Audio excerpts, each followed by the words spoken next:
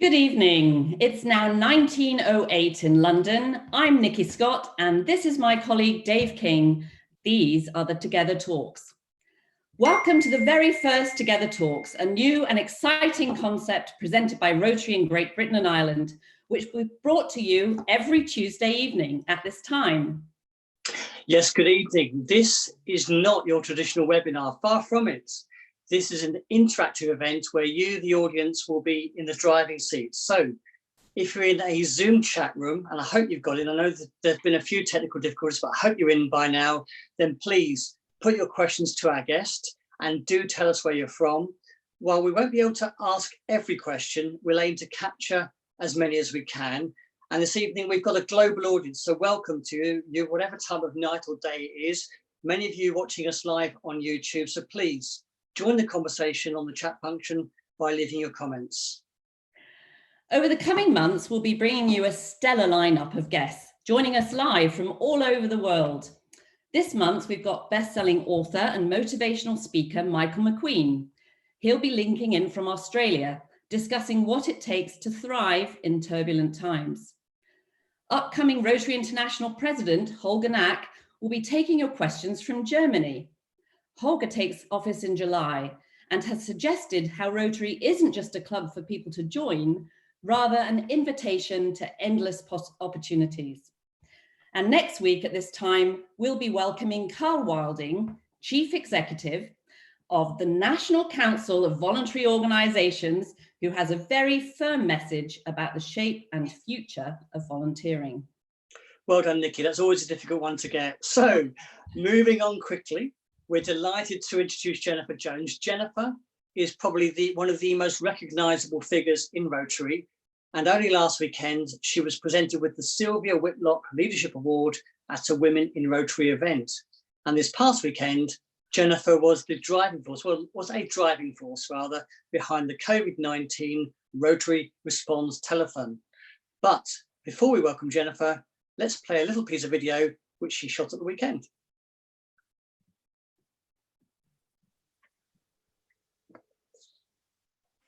Hey everybody, Jen Jones here. I am so proud to be part of the launch of the Together Talks series, and they've asked me to do a little video, maybe to give you a little bit of personal insight. And so I really was kind of at a quandary. I thought maybe that I would have an elaborate set in my kitchen and show you how I was baking during quarantine, but then I realized nobody would believe it. Then, I like to sing in the shower, so I thought, well, maybe I could do that, but that would clearly be inappropriate. So what I really wanted to show you is how I'm out here with my husband and my dog, and this is what we've been doing during quarantine. We've been walking a lot, and I know that probably a lot of you too have been doing the same thing. So anyway, looking forward to a very interactive dialogue over the next few minutes, and thanks again for including me. Wow, Jennifer Jones singing in the shower. Now that would go viral, I have to say. Anyway, welcome to Jennifer. By the way, for those who just joining us, welcome to the Together Talks. It's 11 minutes past 7, and I know there's been a few technical problems, so please bear with us on this first test run, or real run. We've got myself, Dave King, and you've got Nikki Scott there. We're all white tonight because we're all wearing white. A reminder that if you're on Zoom, please feel free to ask questions. Do state your name and where you live. And for those on YouTube, while you won't be able to ask questions, please join the conversation on the chat function. So wonderful. Welcome, Jen, all the way from Windsor, Ontario in Canada. It's lovely to have you with us. Well, it is an absolute pleasure to join you, and I want to congratulate you on this inaugural launch of Together Talks. It is a groundbreaking forum, and I know that you are going to continue to build momentum. My goodness, just listening to who you've got lined up for the rest of the month is simply stellar. Yeah, so we're very excited. Thank you for being our kickoff guest. So talking about kicking off, let's kick off this conversation by offering you the Together Talks soapbox. I think you were a little busy this weekend, and I believe it had something to do with storytelling and the power of storytelling, which you're here to share with us tonight. So could you just tell us a little bit about it, if you would? Sure. Thanks, Nikki. Well, over the past couple of weeks, while we've all been in quarantine, one of the things that myself and a small group of Rotarians decided that we needed to tell our stories. We needed to be together in shared experience. While we're being asked to be physically distant, we need to be connected. And that's really important at this point in time. Across the globe. So what do you do when you want to connect people? You organize a telethon. And I know many of you had an opportunity to log on and to donate. I know we had wonderful contributions from Great Britain and Ireland, and I thank you sincerely from the bottom of my heart.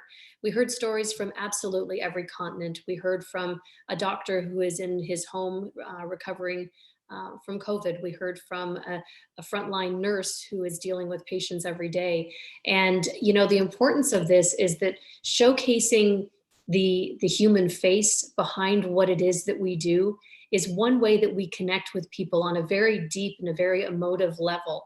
And so the conversation I know you want to have today is about, connecting through the power of storytelling. And I do fundamentally believe that the best stories are the things that move us forward, that compel us to take action. And I'm excited to be able to talk about that with you today, especially because I know you also have many people who are non-Rotarians as part of the audience that you're hoping that will even continue to grow.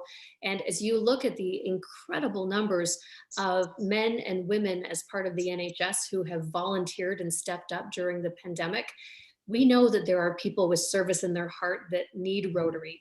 And so we need to be telling them our stories so that they can be part of our great organization. You're so right, Jen. That's exactly why we're putting this together, is to give all these wonderful new pop-up volunteers who are, coming out to play a place to come home to after all of this is over. And it will be one day. But before we move away from storytelling, can you give us an example of one story that, I know there were so many, but is there one that popped out, especially in terms of you demonstrating, telling us the story? Well, I won't pull one from the telethon. Let me pull one from another Zoom call, because that's one of the ways that we obviously, through Zoom and other platforms, how we've been connecting. And Rotarians have taken that up in earnest. Non-Rotarians as well. We're conducting our business this way. We're connecting, we're hosting our meetings online. And so I've had a great opportunity to Zoom all over the world and connect with friends and meet their club members and have conversation. And there was one call, I'm going to say this was probably about maybe a week or two into the beginning of the pandemic. And I was sort of culling the audience, sort of going through and not culling, but going into the audience to ask them for stories that they might like to share.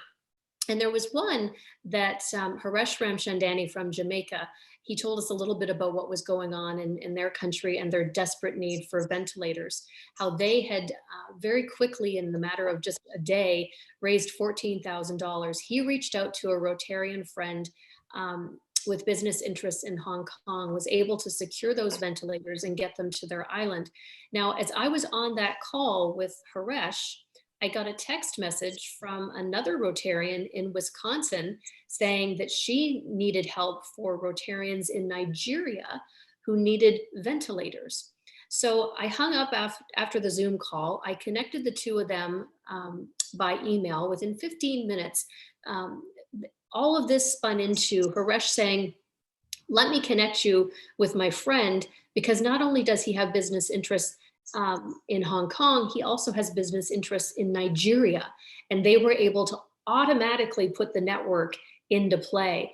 And so that's the kind of connectivity right now that we're seeing. And, we don't have I don't have the emotive faces on the other end part of that story, but I do think it speaks to the power of who we are as an organization to mobilize people and the power of connection. Absolutely. What a wonderful testimony to Rotary Connects the World. Fantastic story. Dave's going to come in soon with a few questions, because I see there's a few coming in. But just, I know, having listened to you talk about storytelling a few times, Jen, there's a real, what are some of the other real powerful elements of a really good story? That one was a very factual one. What else would you make sure that people share when they're relating a story? Sure. I think this is an important skill set for all of us, whether it's in our professional life, whether it's in our Rotary life, whether it's in our church. When we can put the human face on what it is that we're talking about, it helps us to appreciate and gain empathy with who it is that we're talking about. And you don't need to tell a long story to make an impact. You need to think about the things that happen in your life and then find a way to explain it in a simple way, but that can move people. And let me just give you an example. This is a very short story, but it has huge impact. So this is the story of a Rotarian, Tom Thorfinson, who was doing Pastoral Rotary International vice president. He was doing work in the Dominican Republic and Haiti, and he had been there with his club and other Rotarians several times over, putting in water wells. And there was one day when he was standing there, and one of the village elders came up to him, and she said, "When the well was built, the children stopped dying." Ooh, that sends chills down your back. But do you need to hear any more? I mean, like, if you're trying to tell people the importance of why clean water, when the well was built, the children stopped dying. I mean, there is no greater testimonial. And so that didn't take a long time to be able to share that, but it sure has impact. So thinking of the way that you can construct stories of even everyday things that happen in your life and how you can apply them to telling stories is a really important way to communicate with power. Fantastic, thank you. I know we've got lots of questions coming in on all sorts of topics, but Dave, have you got a couple more around the concept of storytelling before we move on to some? Yeah, sure. Well, I've got one from Penny Spiller, who says, do you feel that Rotary has started a new way of telling their story, which will now communicate to a previously untapped audience, giving membership opportunities? What do you think, Jen? Well, I think it's a great question, and thank you for that. One of the things, I mean, clearly we need to recognize the horrific nature of this global pandemic that we're going through. But with every huge challenge, with every great hurdle that we've ever had to go through in life, there's always some sort of silver lining. And I think that one of the silver linings that we're taking out of this right now is exactly what we're doing in real time at this very moment, getting people together. Connecting like we've never been able to connect before. And I don't think this is something that's going to change. I think this is going to be the new best practice, not only for Rotary Club meetings, but even in our own professional lives. I had a meeting with the tech guys that I was working with to put the telethon on. They were in Cincinnati. I'm in Windsor, Ontario. 7 weeks ago, we would have had a conference call. Nope. We got together on a Zoom platform. And you know what was really cool?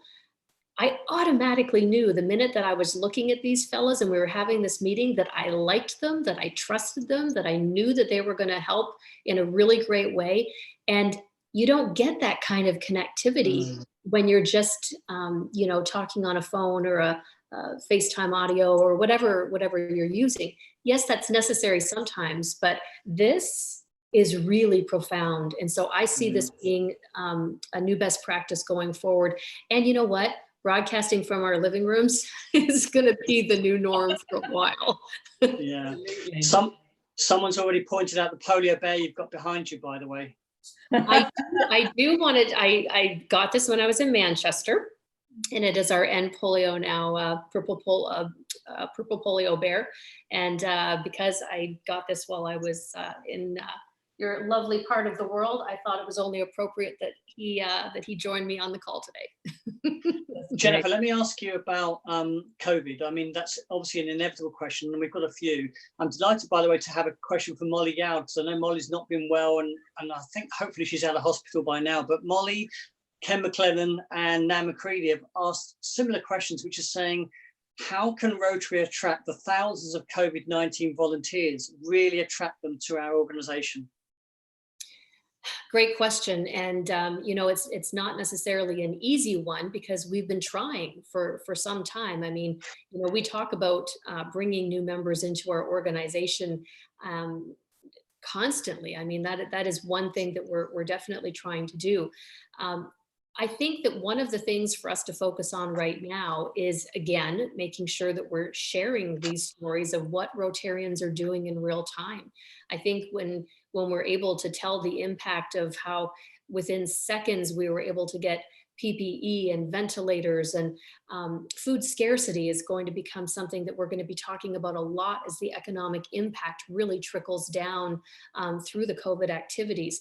So telling that story, those stories are, are one thing, but, we talk a lot about the aging demographic in our organization and needing to bring in young people. And our president-elect Holger says something really great. He says, there's no wrong age to be a Rotarian. And I think that that's something we need to embrace right now. And, for the, like I mentioned at the top, you have the NHS workers. There's younger people in our communities who are, wanting to do service. So exposing them to this, and what you're doing by virtue of this Together Talk is exactly the kind of thing to move the needle. I've got one from Rosalind Hopewell, and she says this: the longer the lockdown, the bigger the challenge to return to normal. And Rotary will have a challenge worldwide of rebuilding some of its clubs. Finances will obviously be different. So Rotary needs a gentle approach to building new memberships, as will all organizations. And she's asking you, do you have any suggestions? Well, you know what, I have not necessarily a suggestion, I have good news. One of the things that I have been encountering on almost every Zoom call I've been on recently is the induction of new members. And so I automatically, I think like all of us, would have leapt to the conclusion that, my goodness, if we go for several weeks, several months without regular meetings, that, this could be a very detrimental to our bottom line in terms of numbers of members. But actually our strategy group did some culling of data to look back over the time during the Spanish flu, the world wars, and we actually really saw only minor dips. And then we picked right back up again. And so seeing people being inducted into Rotary during this time, seeing clubs being chartered. I know of at least 3 clubs that I've heard chartered while we're in quarantine. And so I think that's pretty cool. And so our challenge, I think the challenge for all of us, is to look around, to take a scan of our communities, of our clubs, and think about who's not with us while we're doing these calls, who's not participating, and who might be socially isolated. How can we bring them in? And how can we make them part of the dialogue, even if it's just to sit and listen and be inspired by other people who are taking action, or maybe it's inspiring them to take action. So I think that this is an opportunity that we are best poised to take advantage of. And like I said, there's silver linings in everything, and I do think this will be one of them. You know what, Jen, I think you're so right. As tragic as this horrible situation the whole world is in, it is providing opportunities to change behavior. It's such a catalyst for change. I've seen that, both in the Rotary world and in the non-Rotary world, in business sector, in personal sector. We've got grandparents, Zooming with grandchildren from across the globe and all sorts of things. We have a question here from Jamie Nicholson. He's asking if you have any ideas on using virtual storytelling as a connector between Rotaractors and Rotarians. Now that's specifically to Rotary, because that's the younger and younger professional Rotaractors, typically up to sort of 35, 40, 30 years old. But that's a very good question for the whole world, in terms of business platforms who are looking to appeal to multiple generations. How do we use this virtual platform for good storytelling? Sure. Well, let me start with 2 examples actually from the telethon. I'll start with the first one because it actually relates to another Zoom call. And 2 weeks ago, I was on a call, and a young youth exchange student, a Rotary youth exchange student, was on the call, Aniela from Venezuela.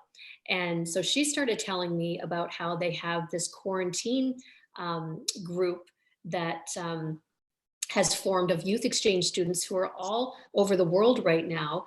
And it's a support network that they've put into place where they're sharing their stories, but also what they say, trying to motivate others to take action and to figure out, what they can do to help. I mean, listening to this was just amazing. And I said to her, I said, Aniela, I'd love to tell your story on the telethon. And so, I gave her the challenge, and they put together a minute-long video of all of these young people saying who they are, what they're doing, and why it matters. That, I mean, it brought me to tears quite candidly when I was watching it. Likewise, Rotaract, as you mentioned, our great Rotaractors, they are lightning fast. One of the first Zoom calls that I did was with a new group called the World of Rotaract. And I think we had over 100 countries on the call. Wow. It was absolutely breathtaking, and we had incredible dialogue. And these are young people who are engaged. They're leaders in their community. They understand the value of connectivity and being part of something where they can leverage what their relationships can do. And just like that story of Jamaica, Hong Kong, and Wisconsin, they have the ability now more than ever. I mean, when we were in high school or in our 20s, not that long ago, we could have never harnessed the power of connection like we can today. And so we need to use technology to its greatest strength, and that is going to help us change the world. There's many stories about connecting different countries, but Dave, you had some good questions about going back to COVID, right? Yeah, COVID with polio. I do. Can I just quickly say I've had there's been a great post by Edmund Darty. Don't know where you're from, Edmund, which says, I just want to say Jenny has a very mesmerizing smile, and that's my COVID vaccine for the period. Excellent. That's kind. We talked about the polio bear behind you, and probably the lady who gave that to is Eve Conway, who's Yes. a former president. Eve's is asking a question which I know you're keen to answer, is what's going to be the impact of COVID-19 on Rotary's polio campaign, and how do we get across the message about our campaign to end polio is helping to also fight the coronavirus? This is probably one of the most, thank you, Dave, one of the most important questions. Eve, I really appreciate you mentioning that. And I do appreciate so much the bear that you gave me. So he's one of my little dears. But this is probably, like I said, probably one of the most profound things I hope people can take away from this. So more than 30 years ago, Rotary, along with our partners, we created a public health infrastructure to eradicate this dreaded disease of polio. It exists in more than 70 countries, and we have thousands and thousands of workers on the front line there, laboratories, et cetera, who are doing immunizations still to this day, and surveillance, checking in the water systems, et cetera, to see where we're picking up the virus. Those polio workers have pivoted on a dime and have been working on COVID since this outbreak began. Now, this is huge. We have a massive army of people who are able to stop it, to shut it down in its tracks. And part of the reason why we know that this is effective is that a couple of years ago, when Ebola broke out in Nigeria, it was this exact public health infrastructure which was able to stop Ebola in its tracks. And so we as Rotarians, having immunized more than 2.5 billion children, we know immunizations better than absolutely anybody else in the world. And so, as we find a vaccine for this, we're not sure what the estimated time is, if it's going to be they're saying a year to 18 months, but even that is probably optimistic. But we have a vaccine for polio, and we need to get across the finish line. We're 99.9% of the way there. And we have 3 endemic countries still on the list: Pakistan, Afghanistan, and Nigeria. Nigeria, here's great news for those of you who haven't heard this. Nigeria is coming up on 4 years of being polio free.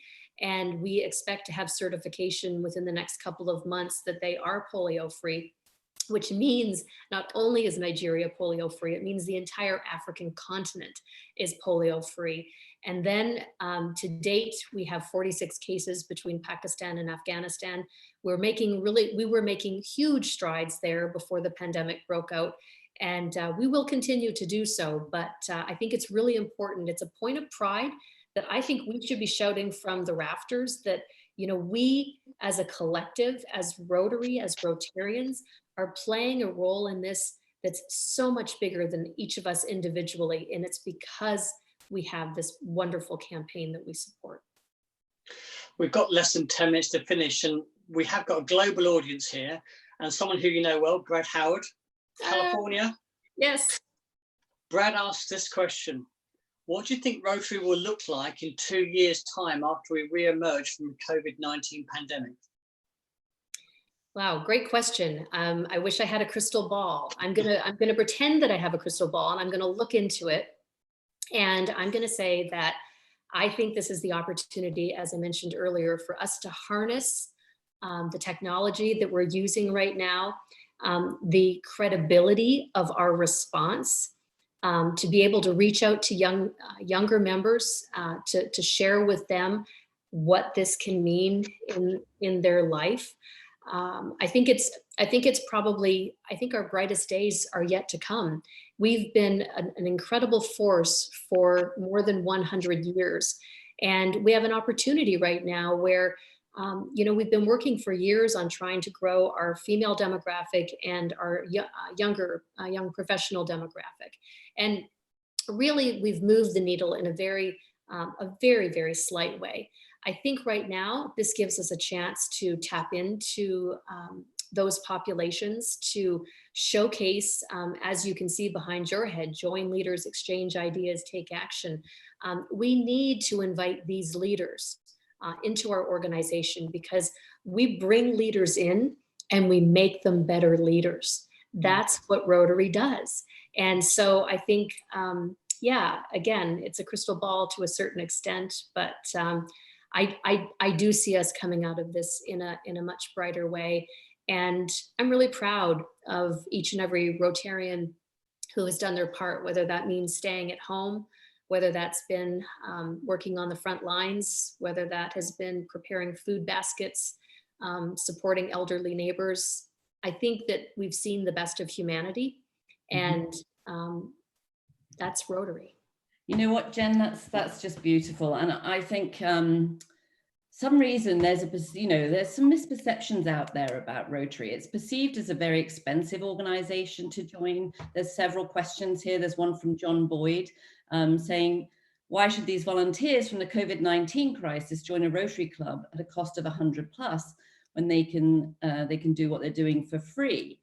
But I know that we've often got a situation where a lot of meal costs are built into Rotary. And so it masks the real value, because if we took those away, it would actually not be very much at all. We're thinking about £10 a month here.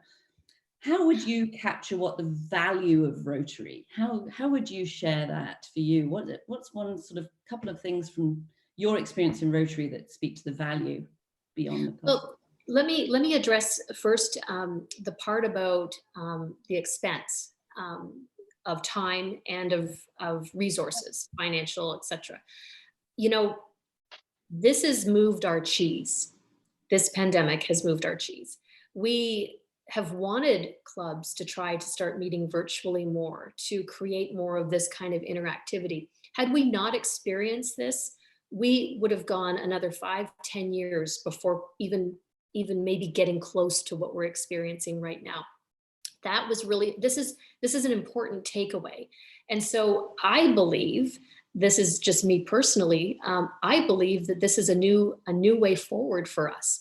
So you think about cost and time. First of all, nobody had to drive to get to this call. Nobody had to pay to come on this call.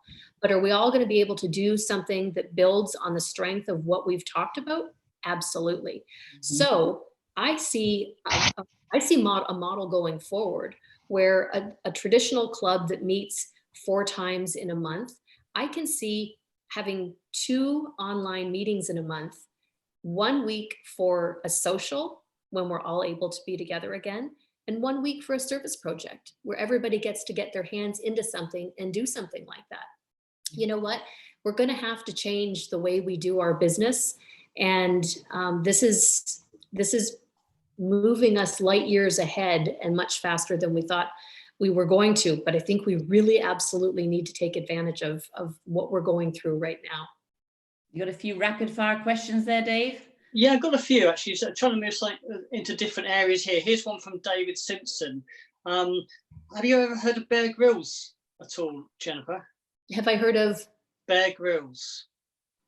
Don't worry. Bear Grylls is a bit of a cult TV personality in this country. He's a venture person, a bit like Sly Stallone, but with hair.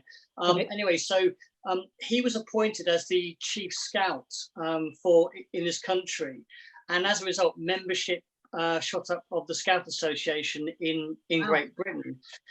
Now, David's saying, why doesn't Rotary have a widely recognised ambassador or patron instead of relying on a Rotary president who the public don't know? So great question and great example. I'm sorry that I don't know who the gentleman is that you're referencing, the celebrity. I'll have to brush up on that later. We do with our polio eradication efforts, we do have a very robust number of celebrity, if you will, notable ambassadors that that celebrate what we do as an organization. And every time we have a World Polio Day and they're all tweeting out and putting things on their social media, my goodness, their audiences respond in earnest. When you look at, for example, the Atlanta Convention, you know, John Cena, Bill Gates, Ashton Kutcher, I mean, all of those people putting out in social media that they were involved with Rotary.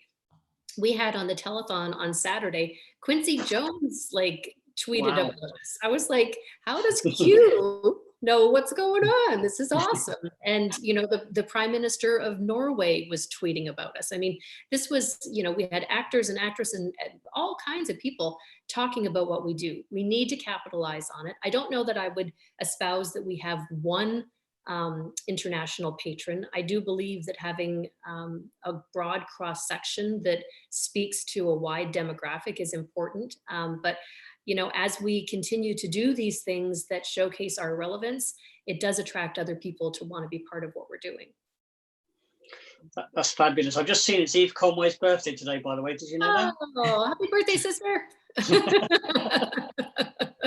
I know there's so many more questions, but Jen, it's already 7:40. We've got a few minutes left, and thank you to everyone for some fantastic questions. I'm so sorry we clearly can't answer them all. But Jen, I do want to give you a few minutes just to wrap up on some key takeaways. We'd like to ask all of our guests to offer up some key takeaways so that people can take action on those suggestions. Well, you just actually, let me just turn my video back on. Oh, there we go. Sorry. How did we lose you? Start my video. There we go. So actually what I want to build upon is actually what you just used in the setup for this unplanned is, again, the words that are over your shoulder: join leaders, exchange ideas, take action. These are words that, 6 words that are fundamental to who we are as an organization, but I think they apply broadly. This doesn't have to just be words that resonate with Rotarians. I think it resonates with a style of life. And, you know, we say join leaders. As I mentioned, we bring leaders in, we make people better leaders. You get skills development training, you know, public speaking enhancement, good governance, all different kinds of things, board development skills. These are all things that we offer to our, you know, through our organization. Exchanging ideas. Well, what do you get? What do you do when you get a bunch of leaders together? You exchange ideas and you come up with some, you know, some ways to solve some of the world's most pressing challenges. Polio and COVID-19 being 2 that we've talked about today, and then taking action. This is the, I think the call to all of us is to understand that, you know, if we are leaders, if we understand the ways that we can craft ideas, then we need to be people of action. We need to take action. We need to be in our communities. We need to be reaching out across the global community and showcasing the strength of our organization to everyone. And the louder that we can sing off the same song sheet when we use these 6 key words, the more that it amplifies it. And I think that our future is very bright. Jennifer, thank you very much. Some extremely wise words, and that's brilliant. And didn't the time go quickly? Did. So thank you very much for being our first guest on the Together Talks and for speaking so frankly and taking lots of questions. And thank you to our audience for getting involved tonight. I know we didn't get to half the questions, so thank you very much for taking part. That's what made this so different. And we hope that you'll join us again next Tuesday. And Dave, I believe you've recently interviewed our next guest, Carl Wilding. He's once again, he's the Chief Executive of the National Council for Voluntary Organizations. And can you just tell us a little bit about Carl? Yeah, no, definitely. I mean, we had a really interesting chat, which was published in the last issue of Rotary magazine. And basically, Carl, I mean, the National Council for Voluntary Organizations has been around for a century, but he's saying the way that we volunteer is going to have to change. And he describes as volunteering as good for the soul because the world is changed by charity. And he says that if volunteering is to appeal to the younger generation, then the way that it's organized is going to have to change. So I think that's some of the messages he's going to deliver next week. And the other thing is that Carl's been quite heavily at the forefront of the government giving £750 million to charities to help them cope with the COVID crisis. So he's been at the heart of that.